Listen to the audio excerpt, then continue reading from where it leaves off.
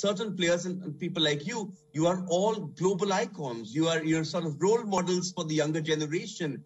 Considering that, do you feel that Djokovic has sort of set a wrong example by admitting to breaching COVID rules? Breaching?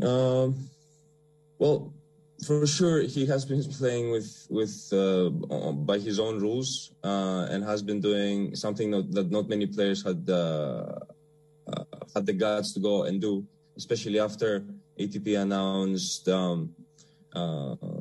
certain criteria for players to enter the country.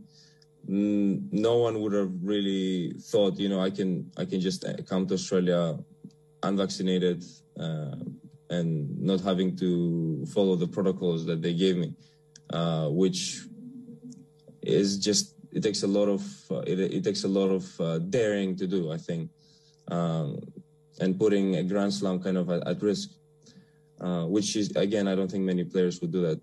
I chose to go and be 100% ready for whatever was to come and not having to think about anything else. For me, it worked that way. For Novak, it worked another way. That doesn't really mean that my way is the right one and his way is the wrong one. It's just each person's perception about it. Okay, fair enough. And as you said in the beginning as well, it's the way you want to approach the situation. But 3-4 days before the tournament begins, Australians clearly don't want him to play over there. Where does the tennis community stand on that? Should Novak Djokovic defend his title, considering the questions that are circling around in world sport? Well, there are two ways to look at it. I'll tell you. One way is every single player, almost. The stats say that 98% of the players have been vaccinated and did what they had to do in order to come and perform and play in Australia.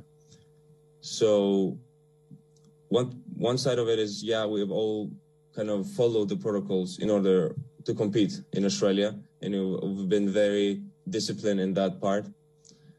And in the other sense, I'd say that, it kind of seems like not everyone is playing kind of by the rules of how Tennis Australia or some governments have been putting things, and each and single one of a very small majority of that percentage chose to follow their own way, which kind of makes the rest the majority makes the majority look like I don't know, like they're all fools or something. It taught me a lot. It taught me that I never defend too much and I should just be going for it. And perhaps, staying back and kind of overthinking it in ways that, not attacking enough or not really going for it enough, that can sometimes cost you.